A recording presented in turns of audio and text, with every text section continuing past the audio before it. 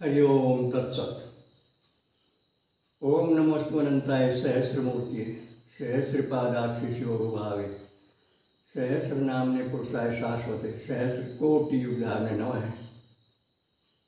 आओ प्यारे बहन भाइयों, सुबह सुबह के समय का सदुपयोग कर लें। आज दिन शुक्रवार है और लगते असोज की 9वीं तिथि है। विक्रमी संवत 2077, अंग्रेजी तारीख 11 सितंबर सन 2020। अगर हम आपस में एक दूसरे से पूछने लगें कि भाई दुनिया में सबसे बड़ा रोग क्या है,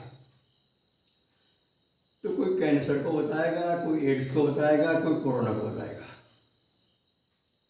लेकिन प्यारे बहन भाइयों, ये रोग तो शारीरिक रोग हैं और ठीक होने वाले हैं, डॉक्टर के उपचार में हैं। परहेज सहित औषध पान करने से ये रोग हट जाते हैं। लेकिन वो जो भयंकर रोग है जो इन सबसे है, उसकी जानकारी बहुत कम लोगों को है। वो है भवरोग। इससे बड़ा रोग संसार में कोई नहीं है। और इसकी परिभाषा है, जब तक बार बार का जन्म ना मरना नहीं हटता, ये भवरोग हमें लगाए रहता है। और इस हटने का उपाय केवल मनुष्य योनि में ही है। भगवान की भजन भक्ति में है, सद्गुरु की शरण में है, और अंतर में छुपे प्रभु से पहचान करने के बाद, आत्मचिंतन करने के बाद, अपने आप में स्थित होने के बाद, और इस संपूर्ण माया मोह से ऊपर उठने के बाद शरीर, संसार और इसके भोगों से विरक्त होकर आत्मचिंतन करें और इसी जीवन में आत्मपद की प्राप्ति हो, तो निश्चय ही ये भवरोग समाप्त होता है। फिर कहीं जन्मना नहीं होता। इसीलिए हमारे महापुरुष, हमारे धर्म ग्रंथ और हमारी अंतरात्मा में छुए प्रभु हमें बार बार चेताते रहते हैं, जगाते रहते हैं कि जिस माया मोह में हम रचपच हैं, जिसके लिए हम दिन रात एक कर रहे हैं, इनमें से कोई भी सुख, कोई भी भोग स्थिर नहीं है। ये सारे होकर नष्ट होने वाले हैं। इनके चक्कर में ना पड़ो। ये तो जो प्रारब्ध है मिलेगा अवश्य, नया प्रारब्ध ना बनाओ। श्रीमद् भगवद गीता के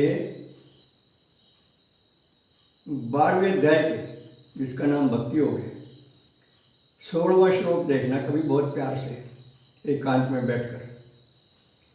अनपेक्ष सुचिर दक्ष उदासीनो गत्वैतः है सर्वारंभ परित्यागी यो मद भक्त से में प्रिय है। अनपेक्ष है जो किसी से किसी प्रकार के सुख की इच्छा नहीं करता, जो स्वावलंबी है।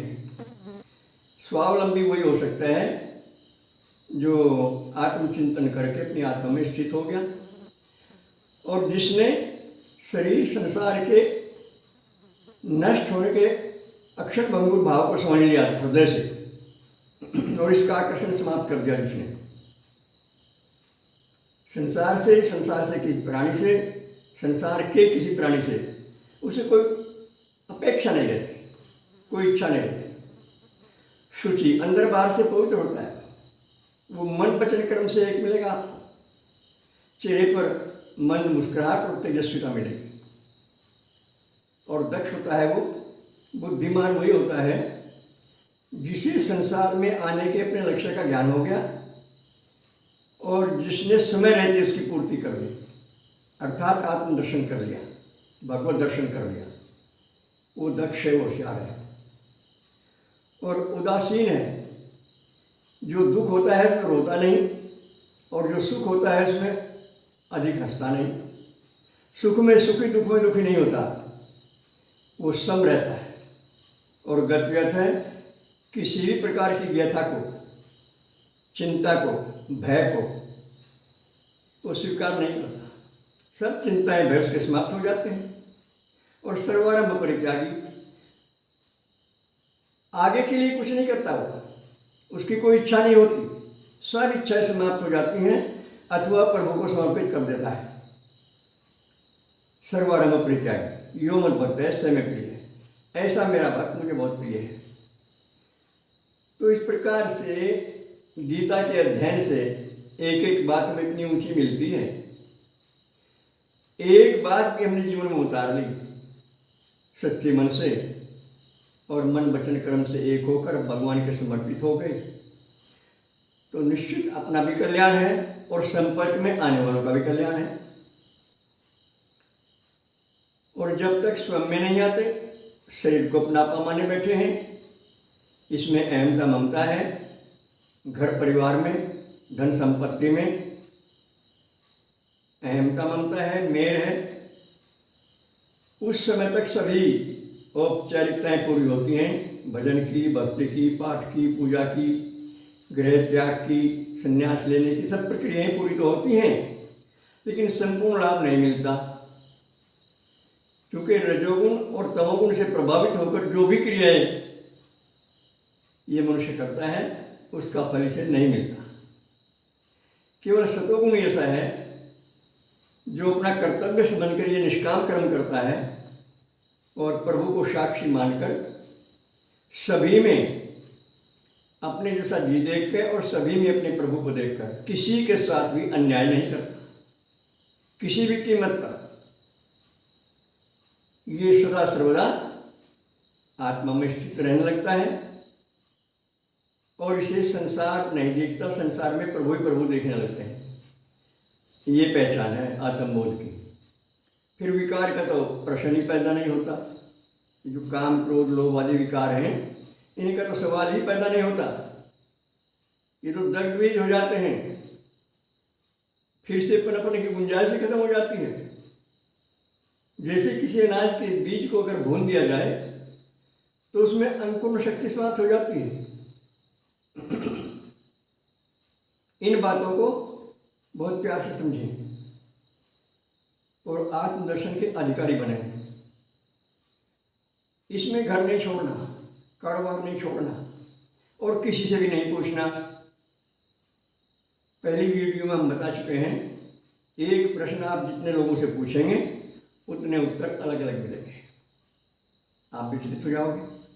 अपने आप से पूछो, हर प्रश्न का उत्तर आपके पास है, हर समस्या का समाधान आपके पास है, हर साध्य असाध्य नए पुराने रोग का इलाज आपके पास है।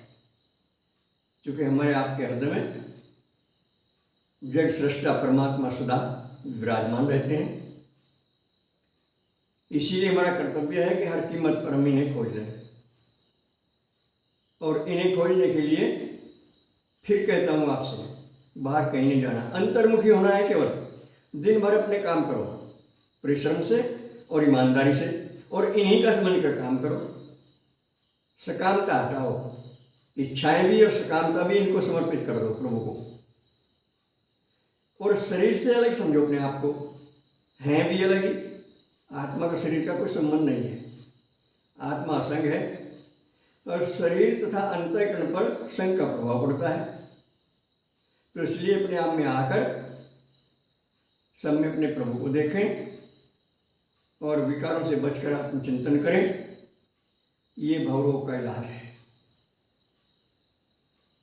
और फिर इसी जीवन में आत्मदर्शन भी और भगवत दर्शन भी अवश्य होते हैं, संदेह नहीं रहता।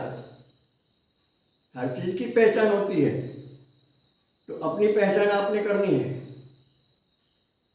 स्वयं को जानना है, जिसके लिए मानव शरीर मिला है। खाओ कमाओ भी, सब कुछ करो कारोबार, लेकिन निष्काम भाव से। सकामता हटाओ और निष्काम कर्म सिद्ध करो। श्रीमद् भगवद गीता में तीनों साधन है, ज्ञान योग, भक्ति योग, कर्म योग। इन सबसे आसान निष्काम कर्म योग है। वैसे जिन लोगों को भक्ति पसंद है, भक्ति योग भी एक सहज तरीका है, अर्थात भगवान के अनुशासन में आना और भगवान से जब तक संपर्क ना हो चैन से न रहना, आत्मचिंतन करना, अपनी हर बाधा हर दिक्कत इनके सामने निवेदन करना, अंदर बाहर से साफ रहना, तो रास्ते खुल जाते हैं सारे। इसलिए उठिए, जागिए, संभलिए और भेड़ा चाल में चल कर माया की भाषा पहचान कर इससे उठिए। जब ये मनुष्य ज्ञान की भाषा बोलने लगता है, इसका भगवान से संपर्क हो जाता है, तो फिर ये मैं मेरे के चक्कर में नहीं रहता। सभी प्रापंचिक वस्तुओं से, त्रिगुणात्मक माया मोह से, जिसमें शरीर भी है, ये विरक्त हो जाता है और अपने आप में इसकी स्थिति हो जाती है। ये स्वयं का भी कल्याण करता है और संपर्क में आने वालों का भी कल्याण करता है। इसे फिर विकार छू भी नहीं सकते। और ये योग्यता आप में सब में है, हम सब में संपूर्ण योग्यता है। आवश्यकता है श्रद्धा और विश्वास की। तो इस प्रकार कभी कभी आत्मचिंतन करें और श्रीमद् भगवद गीता का अनुशीलन करें। स्वयं पढ़ने की बजाय किसी विद्वान से पढ़ें जिसने गीता को जीवन में उतार लिया हो, जिसे भगवत दर्शन हो गया हो। वही गीता पढ़ाने में समर्थ होता है। वरना गीता खुद भी पढ़ते हैं, दूसरों को पढ़ाते हैं, लेकिन सुविधा नहीं कर पाते, भगवत दर्शन नहीं हो पाता। ये भी अविद्या का एक रूप है, ये भी अज्ञान का एक रूप है। और बड़े ऊंचे तक लोग इसमें फंसे हुए देखे जाते हैं। विद्वान लोग भी, पंडित कहलाने वाले भी, ज्ञानी भी, महात्मा भी, साधु संत भी इसमें फंसे हुए देखे जाते हैं। दूसरों को उपदेश करते हैं, स्वयं अपने आप में स्थित नहीं हो पाते। ये कितनी बड़ी विडंबना है हमारे समाज में। इससे बचिए और अंतर्मुखी होना ही इसका एक सर्वोत्तम उपाय है। उसके लिए भी किसी से नहीं पूछना, केवल मन बनाना है, प्रभु मैं अंदर आना चाहता हूँ, मेरे रास्ते खोलो, मैं बिछड़ गया, मुझे संभालो, मैं आपकी शरण में आ चुका हूँ। और प्रभु की शरण में जो आता है उसकी भी पहचान है, धीरे धीरे उसका मन संसार से हटने लगता है। तो ये सब योग्यताएं सबके पास हैं। अपनी योग्यता का समुचित लाभ उठाइए और भेड़ा चाल से बचिए। बस आज इतना ही। सर्वे भवन्तु सुखिनः, सर्वे सन्तु निरामया, सर्वे भद्राणि पश्यन्तु, मा कश्चित् दुर्भाग् भवेत्। हरि ओम तत्सत।